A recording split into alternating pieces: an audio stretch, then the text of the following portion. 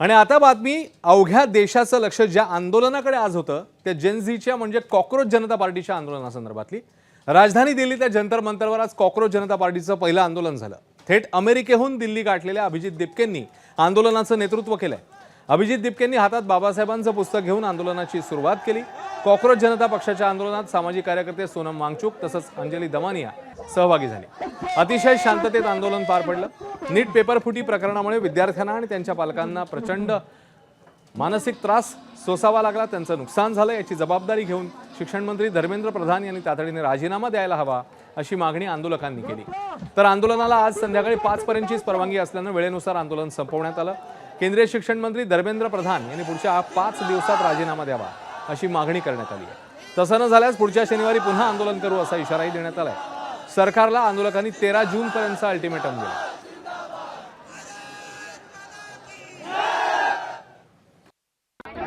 पांच बच्चों ने सुसाइड कर लिए, फिर भी आपने रिजाइन नहीं किया है। इसके बाद हम ये मूवमेंट को देश भर में लेकर जाएंगे और ये मूवमेंट तब तक जारी रहेगा जब तक धर्मेंद्र प्रधान रिजाइन नहीं करते, और इसको हम देश भर में लेकर जाएंगे और हम फिर से एक बार दिल्ली में इकट्ठा होंगे। मुझे बहुत अच्छा लगता है एक गीत जिसमें कहते हैं हम मेहनत कश जब दुनिया से अपना हिस्सा मांगेंगे, एक बार नहीं एक नहीं हम सारी दुनिया मांगेंगे।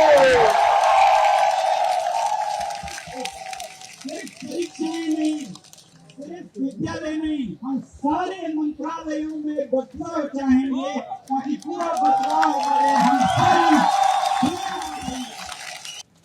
दरम्यान जंतर मंतरला अराजक पसरवण्याचं काम केलं जात आहे। बाबासाहेबांचं पुस्तक हाती घ्यायचं आणि आंदोलन करायचं हे अराजकता पसरवण्याचे मनसुबे कधीही पूर्ण होणार नाहीत अशी प्रतिक्रिया मुख्यमंत्री फडणवीसांनी दिली। जंतर मंतरला बघितलं,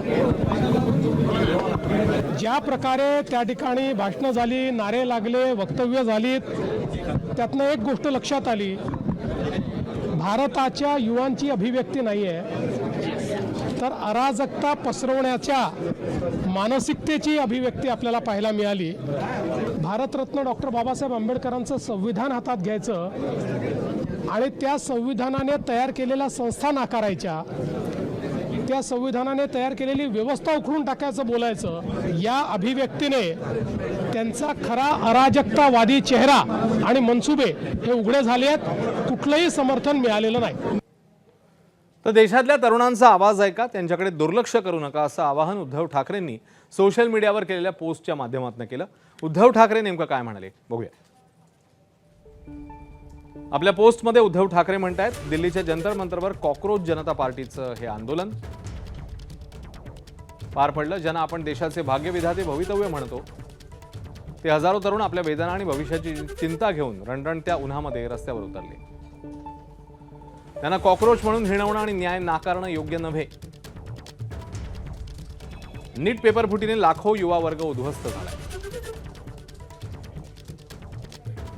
असे सर्व पीडित तरुण तरुणी कॉकरोच बनून आक्रोश करतायत। सरकारला त्यांचं म्हणणं ऐकावंच लागेल। कॉकरोचना कमी लेखू नका हा इशारा जंतर मंतरवरच्या आंदोलनाने दिलाय।